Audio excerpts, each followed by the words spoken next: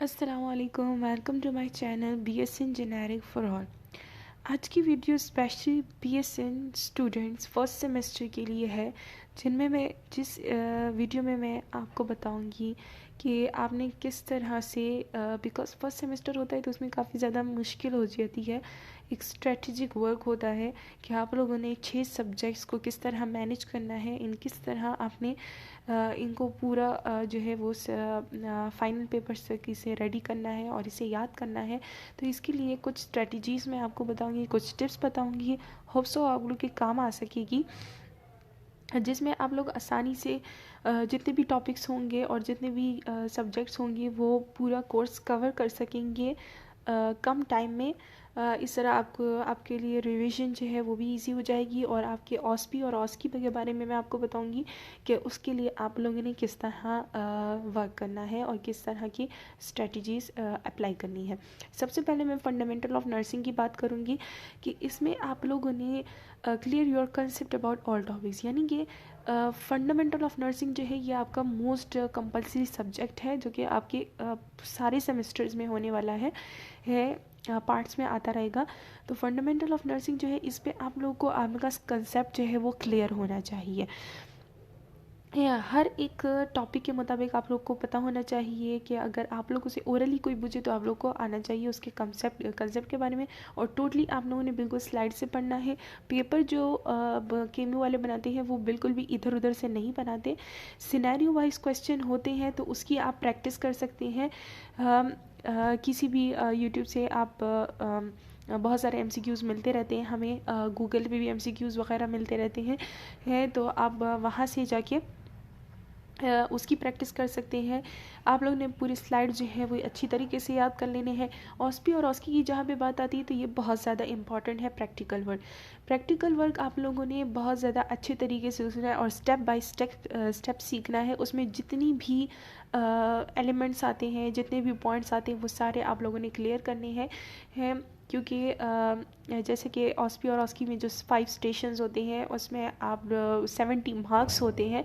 सो ये 70 मार्क्स जो है ये बहुत ज़्यादा इम्पॉर्टेंट है, जिससे आप लोग के मार्क्स जो है अगर थ्योरी में कम भी होंगे और ऑस्पी और ऑस्की में अच्छा आ जाए तो आप लोग के टोटल मार्क्स बहुत अच्छे बन सकते हैं, जिसके लिए आप लोग को बहुत ज़्यादा अच्छे से प्रैक्टिस करनी होगी। ऑस्पी और ऑस्की के हवाले से आप लोग पास्ट पेपर्स देख सकते हैं जो कि 2022 से स्टार्ट हुआ। ऑस्पी और ऑस्की ये के पास्ट पेपर जो है वो मैं अपनी website BSN generic for all पे अपलोड कर चुकी हूँ यूट्यूब चैनल पे, जो कि अगर आप सब्सक्राइब कर लेंगे, नोटिफिकेशन बेल आइकन पे क्लिक कर लेंगे तो आप लोग को सारी वीडियोस मिल जाएंगी पास्ट पेपर के लिहाज से। उसमें मैं अब सारे एक्सप्लेन कर चुकी हूँ कि किस टाइप के क्वेश्चन आने वाले हैं, वहाँ से वो आप प्रैक्टिस कर सकते हैं। और बिल्कुल सिलेबस में जो ऑस्पी और ऑस्की का कहा गया है, रोल प्ले और डेमो वगैरह, तो वो सारे ही आएंगे। फिर नेक्स्ट हमारे पास आता है माइक्रोबायोलॉजी में आप लोगों ने स्लाइड्स को भी देखना है और साथ साथ में इसमें कुछ बहुत से ऐसे एलिमेंट्स हैं, ख़ासतौर पे इम्यूनिटी चैप्टर के लिहाज से, जो कि स्लाइड में बिल्कुल भी नहीं होते हैं और उससे भी क्वेश्चंस आ जाती हैं। एंटीबॉडीज़ का जैसे कि टॉपिक है, बहुत ज़्यादा इम्पॉर्टेंट है इम्यूनिटी का, जो कि मैं अपनी channel BSN generic for all पे अपलोड कर चुकी हूँ, वो आप देख सकते हैं। उसमें मैंने आप लोग के लिए जो एंटीबॉडीज़ का जो चैप्टर था उसमें सारे जो ऐसे टॉपिक्स थे जो स्लाइड में नहीं थे और वो आते हैं पेपर्स में, पास्ट पेपर में भी है वो सारे मैं आप लोग को वहाँ पे क्लियर करवा चुकी हूँ, तो आप वो वहाँ पे जाके देख सकते हैं। मोस्ट इंपॉर्टेंट चैप्टर इसमें इम्यूनिटी का है, और जितने भी हमारे पास डिजीज़ेज़ हैं वो भी इंशाल्लाह मैं अपलोड करूँगी। हाइपर सेंसिटिविटी की भी एक वीडियो ज़रूर आपके साथ शेयर करूँगी। आप लोगों का कंसेप्ट जो है माइक्रोबायोलॉजी में बिल्कुल क्लियर होना चाहिए। ऑस्की ऑस्पी बिल्कुल सिलेबस के मुताबिक आते हैं, पास्ट पेपर्स में अपलोड कर चुकी हूँ, वो आप देख सकते हैं अटैम्प्ट के लिए। फिर आता है बायोकेमिस्ट्री का पिछला पेपर बहुत ज़्यादा मुश्किल आया था, लेकिन ज़रूरी नहीं कि हर बार मुश्किल आए। हर सेमेस्टर में ऐसा एक सब्जेक्ट ज़रूर होता है जिसका पेपर बहुत ज़्यादा मुश्किल आता है, अटैम्प्ट करना बहुत मुश्किल होता है, लेकिन अगर आपका कंसेप्ट क्लियर होगा तो उसमें भी आप अच्छे मार्क्स गेन कर सकते हैं।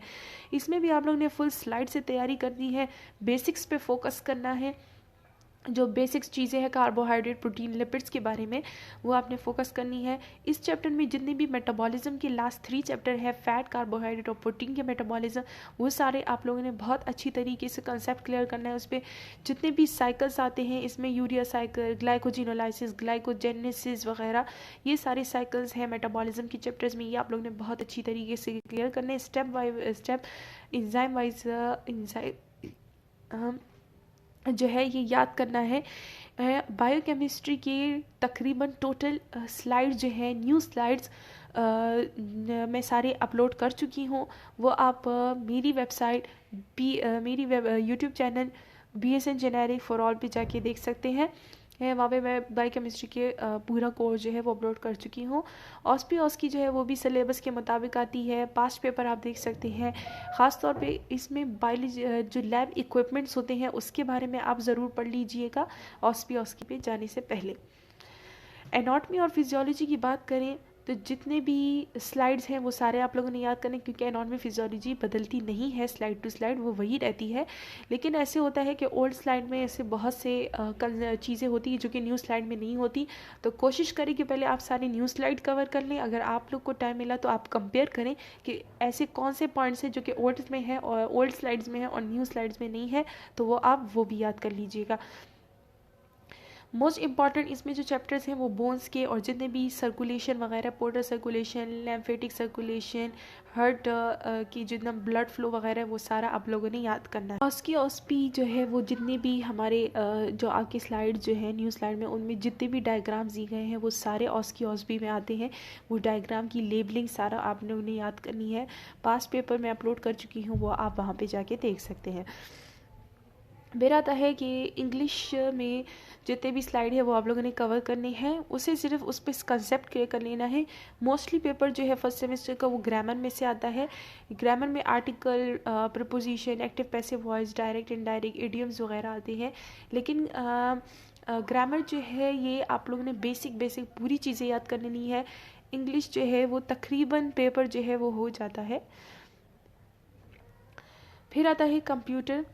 जितने भी बेसिक्स हैं अबाउट कंप्यूटर के बारे में वो आप लोगों ने क्लियर कर लेने हैं कंप्यूटर। और इसमें ख़ास तौर पे MS वर्ड, एक्सेल और पावर पॉइंट जो है वो आप लोग को आना चाहिए। उसके बाद इसके बारे में मेरे पास बहुत अच्छे स्लाइड्स हैं जिसमें से MCQs आए भी थे।